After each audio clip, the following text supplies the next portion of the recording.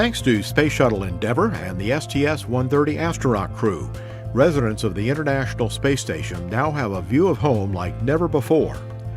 Endeavour delivered the Italian-built Tranquility node and a large bay window, the cupola, adding 2,600 cubic feet and a magnificent panorama of the Earth below.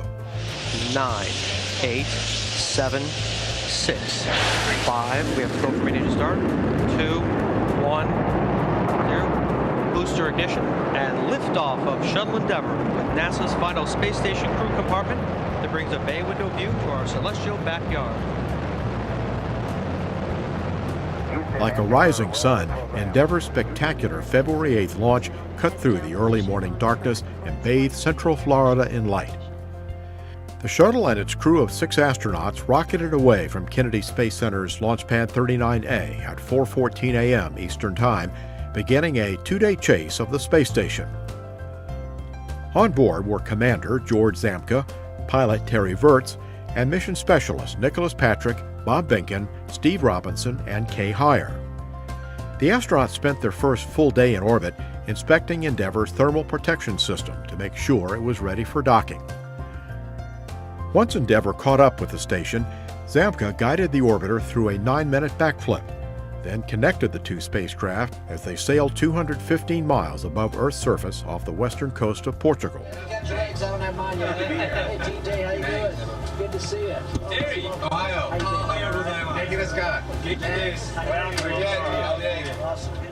The arriving STS-130 crew joined the 5 Expedition 22 crew members to take on the mission's main objectives, installing Tranquility and the cupola. First, Heyer and Virts used the station's robotic arm, Canadarm2, to move Tranquility from Endeavour's payload bay to its new home on the left side of the station's Unity node. Then Behnken and Patrick ventured outside the complex to hook up power and utilities. The astronauts spent several days setting up shop inside the new crew compartment, and Behnken and Patrick connected coolant lines and added handrails outside during the mission's second spacewalk.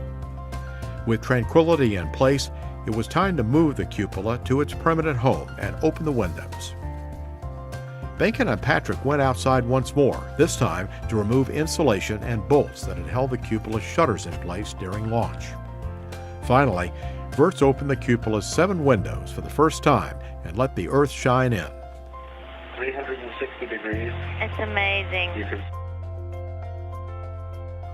The astronauts completed several other tasks during the mission, moving pressurized mating adapter 3 and the Dexter robotic arm to new locations, boosting the station's altitude, and delivering a variety of supplies, equipment, and experiments.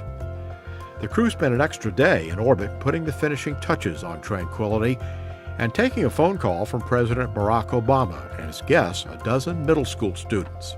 Well, it's great to talk to you guys. I wanted to first of all, just say that we've got a bunch of very excited young people here with us. Endeavour undocked from the International Space Station after nearly 10 days together, and the STS-130 crew turned its attention to the trip home.